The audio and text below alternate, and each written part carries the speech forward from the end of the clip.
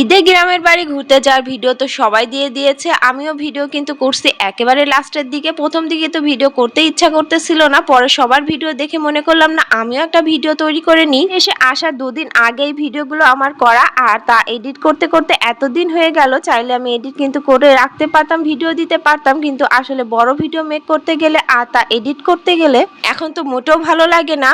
তো কেমন আছেন সবাই? হ্যালো এভরিওয়ান, আসসালামু আলাইকুম। বাচ্চার স্কুল ছুটি হওয়ার পর থেকে তো মোটেও রেগুলারিটি মেনটেন করে ভিডিও দিতে পারতেছিলাম না, যেহেতু সামনে ঈদ ছিল আর ঈদে গ্রামের বাড়ি চলে যেতে হবে। আর গ্রামের বাড়ি ঈদের সময় এজন্য তো ভিডিও টাইম মতন দিতে পারতেছিলাম না। আর পেজে যেহেতু রেগুলারিটি মেনটেন করতে হবে, ইনশাল্লাহ এখন তো রেগুলারিটি মেনটেন করে ভিডিও আপলোড করব। এখানে আমি গ্রামের বাড়ির কিছু সবজি ভিডিও করে নিছিলাম। এগুলো ঢেঁড়স গাছ খুব সুন্দর হচ্ছে, আর 2 দিন পর পর অনেকগুলো করে ওঠে। আর এখানে মিষ্টি কুমড়ো ছিল, সেগুলো আমি এই যে ভিডিও করে নিলাম। মিষ্টি কুমড়ো কিন্তু ভালোই সুন্দর ছিল, এগুলো রান্নাও করছিলাম। গ্রামের বাড়ি থেকে আসার সময় কিন্তু এগুলো সব সবজি একটু একটু করে আনা হয়েছে, আর এগুলো কিন্তু ফ্রিজে রেখে বেশ কয়েকদিনও খাওয়া যাবে। এখানে টাটকা টাটকা সবজি আছে। আমি একটা পাকা পেঁপেও নিছিলাম, কিন্তু সেটা দেখানো হয়নি। আর এখানে বেগুনটা ছিল, বেগুনটা আমি তুলে নিলাম, যেহেতু গাছে হয়েছে আর এটা খাওয়ার মতনও হয়েছে। এটা ভাজি করে নিছিলাম। আমি নিজেও যখন বাসায় থাকি তখন কিন্তু আমার ছোট ছোট টপে আমি কিন্তু সবজি লাগাই। সবজি লাগানোটা আমার খুবই পছন্দ, কিন্তু এত সুন্দরভাবে সবজি কখনোই টপে কিন্তু হয় না, এটা মাটিতেই সুন্দর হয়। আর এখানে ঢেঁড়স গাছ থেকে এই যে ঢেঁড়স কিন্তু হাত দিয়ে ছেঁড়াটা খুবই কঠিন। এটা একটা কাঁচি বা ধারালো ছুরি কোনো কিছুর সাহায্যে কাটাটা উচিত। আমি এটা কোনো রকম ভাবে এভাবে মুড়াই মুড়াই ছিঁড়ছি। আর ঢেঁড়সের এই পাতাগুলো কিন্তু হাতে রাখলে খুবই চুলকায়। ঢেঁড়স কিন্তু আমি শুধু এভাবে কাঁচাই খেয়ে নিছিলাম তোলার পরে, আর এগুলো কিন্তু একেবারে জালি নরম ছিল।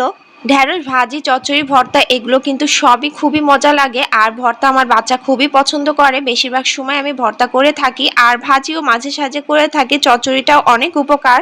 আর এইদিকে কিছু কলা গাছও ছিল, আর এখানে কিছু লেবু ছিল। লেবু কিন্তু এবার অনেক সুন্দরভাবে ধরছে, গাছের ডালটা লেবুতে কিন্তু অনেক নিচু চলে আসছে। এই যে অনেকগুলা লেবু, এগুলো পোক্ত হতে কিন্তু অনেক সময় লাগবে। মাশাআল্লাহ, সেই পর্যন্ত যে কতগুলো আর গাছে ধরে থাকবে সেটা বলা আসলে যাবে না, এইগুলো কি সবই থাকবে কিনা। আর এখানে খুব সুন্দর সুন্দর এই সবজিগুলো একেবারে ফ্রেশ, এখানে কোনো সার কোনো কিছুই দেয়া নেই, একেবারে মাটির পরে নর্মালি যেটা জৈব সার বলি, গোবর সার, সেটা শুধু দেয়া, আর কোনো রকম সার কিন্তু দেয়া না। এই কলা গাছটা কিন্তু অনেক উঁচুতে, আমি কোনো রকম হাত দিয়ে এঁকে ধরছি। আর এখানে রয়েছে অনেক, যেই সবজিটা আমি দেখালাম এই যে মিষ্টি কুমড়ো, আর এই মিষ্টি কুমড়োটা আমি রান্না করতেছি। অনেক রকম সবজি কিন্তু রান্না করা হয়েছিল, যেহেতু বললাম লাস্টের 2টা দিনের ভিডিও আমি করছি, এজন্য অনেক রকমই ছিল 2 দিনের, কিন্তু এতগুলোই ভিডিও। এর আগে প্রথম থেকে আমি কোনো ভিডিওই করিনি, মনে চাচ্ছিল না যে ক্যামেরা অন করি, আবার এইদিকে ফোনেও তাকায়। যেহেতু ছুটিতে ছিলাম, প্রতিদিন একই রেগুলারিটি মেনটেন করে কাজ করতে আসলেই ভালো লাগে না, একঘেয়েমি মনে হয়। এখানে আমি সব রান্নাগুলা একটু একটু করে দেখাই দিলাম। আসলে এই সমস্ত কিছু যদি ডিটেলসে করে সব কিছু দেখাই তাহলে তো আসলে ভিডিওটা অনেক বড় হয়ে যাবে।